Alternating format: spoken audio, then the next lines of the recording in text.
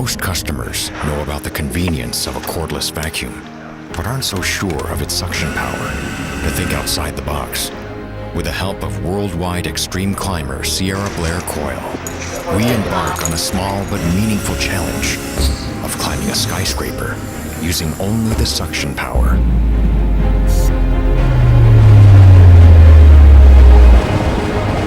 When I first heard about this project, I thought, is it even possible? But now I'm totally inspired by this challenge.